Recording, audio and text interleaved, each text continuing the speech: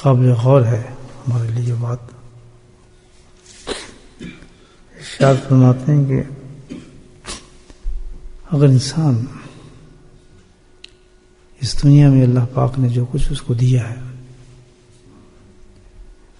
جس بھی اسٹینڈرڈ سے دیا ہے،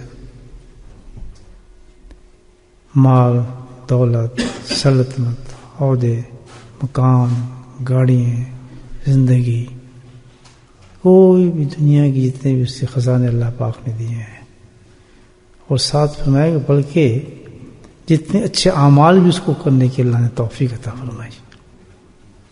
یہ ساری چیزیں فرمایا ایک طرف رکھ دیں، اور اس کے مقابلے میں صرف ایک چیز جو ہے اس سے افضل ہے.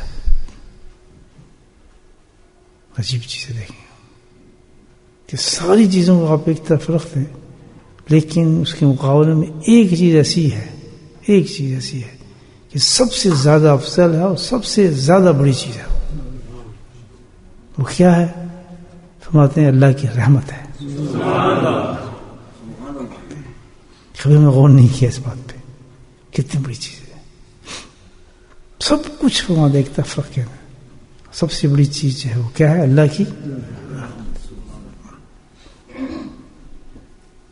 تو آج مشکل اللہ کی رحمت کو حاصل کرنا میرے بھائیوں. پتہ چلا اللہ کا ذکر ہو رہا ہے، ہم ذکر میں آ گئے، اللہ نے توفیق دی، ہمت دی، بیٹھے الحمدللہ.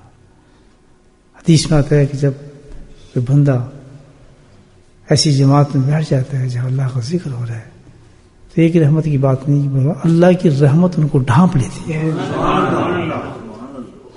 آج ہم وعدہ کریں اپنے آپ سے کہ جب تک زندگی اور سانس باقی ہے اللہ کے ذکر کو نہیں چھوڑنا.